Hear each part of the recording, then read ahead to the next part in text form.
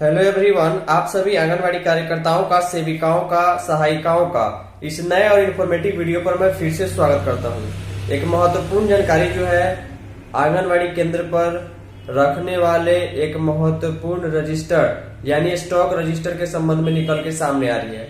आप सभी को ध्यान होना चाहिए कि स्टॉक रजिस्टर में आंगनवाड़ी सेविका को हर वो चीज मेंटेन करनी होती है कि ऑफिस से उनको कब कितना कौन सा सामान मिला और उसमें से क्या क्या चीजें अभी अवेलेबल है, कौन सी चीजें खराब हो गई है, कौन सी चीजें खर्च हो गई है और कौन सी चीजें अवेलेबल नहीं है।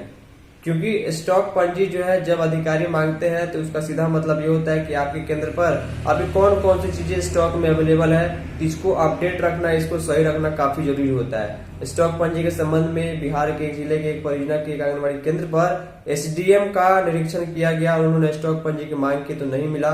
इसके बाद उन्होंने स्पष्टीकरण या कार्रवाई की बात की है। उम्मीद करूंगा आप लोग अपने केंद्र का स्टॉक पंजी और खाद्यान्न पंजी अपडेट रखिएगा ताकि विभाग को कभी भी यह मालूम चल पाए जब वो जांच हो कि कितना खाद्यान्न आपके यहाँ से जो है अभी तक खर्च हुआ है पोषाहार में डेली बाय डेली का, या फिर कौन कौन सा सामान क्या क्या कितना मिला और क्या क्या अवेलेबल है। चलिए खबर दिखाते हैं। उम्मीद करूंगा कि आप लोग अपना रजिस्टर अपडेट रखे होंगे। तो ध्यान दीजिएगा सभी आंगनबाड़ी सेविका, सबसे पहले आप सभी लोग इस फोटो को देखिए। यहाँ पर देखिए आंगनबाड़ी केंद्र का निरीक्षण करते हुए एसडीएम महोदय जो आंगनबाड़ी केंद्र पर पहुँचे हुए हैं। बच्चों की संख्या यहाँ पर पीछे दिखाई दे रही है, सेविका भी मौजूद है। कुछ रिपोर्ट सेविका के द्वारा कुछ रजिस्टर की जांच जो है वहाँ पर एसडीएम द्वारा की जा रही है, सेविका उसको प्रोवाइड करा रही है।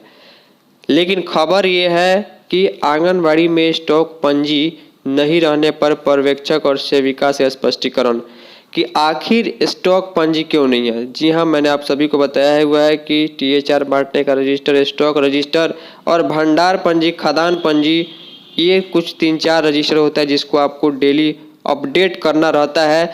और स्टॉक पंजी आखिर विभाग या अधिकारी जांच में क्यों मांगते हैं, उनको ये मालूम चल पाए कि विभाग की ओर से या फिर ऑफिस की ओर से कौन कौन सा सामान दिया गया है, कितना चीज़ जो है वो खर्च हुआ है, कौन कौन सी सामग्री बची है और क्या क्या सुविधा उपलब्ध है। इसके अलावा खाद्यान्न पंजी में यह मालूम चलता है कि कितना चावल, कितना दाल, कितना नमक, मसाला या फिर जो भी डेली का पोषाहार के मेन्यू के अनुसार खर्च होता है, कितना ग्राम खर्च हुआ और क्या क्या सामग्री बचा, तो इसकी जाँच की जाती है। देखिए लिखा गया है कि एसडीएम के द्वारा ये निरीक्षण किया गया है। तो स्टॉक पंजी अगर आपने नहीं बनाया या खाद्यान्न पंजी नहीं बनाया तो इसको अपडेट जरूर कर लीजिएगा, क्योंकि इसकी जांच किसी भी टीम के द्वारा, किसी भी अधिकारी द्वारा कभी भी की जा सकती है। यहाँ से यहाँ तक जो है वो आंगनबाड़ी केंद्र के सामने खबर नहीं है, इसको हम स्किप करेंगे।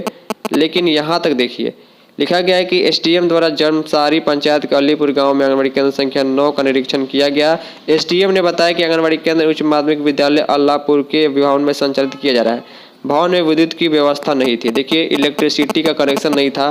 केंद्र परिसर में अंधेरा था। उपस्थित सेविका से पूछताछ करने पर बताया गया कि केंद्र पर बिजली की व्यवस्था नहीं है।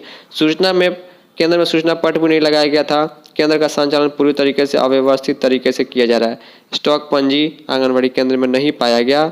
इस संबंध में महिला पर्यवेक्षिका एवं सेविका से स्पष्टीकरण पूछा गया है कि आखिर स्टॉक रजिस्टर जो था वो केंद्र पर क्यों अवेलेबल नहीं था, क्या वो स्टॉक पंजी अपडेट नहीं था या फिर सामग्री जो मिल रहा है उसका कोई हिसाब किताब है या नहीं है। तो stock register, THR register, attendance register और खाद्यान्न पंजी आपको अपडेट रखना है ताकि कोई अधिकारी हिसाब किताब मांगे तो आपके पास सारी चीज़ें अवेलेबल रहे कि सरकार का कितना पैसा और कौन सा चीज़ आपने खर्च किया और क्या किया हुआ है। ये रिपोर्ट एक जिले के संबंध में थी। निरीक्षण के संबंध में इस वीडियो में इतना ही। धन्यवाद।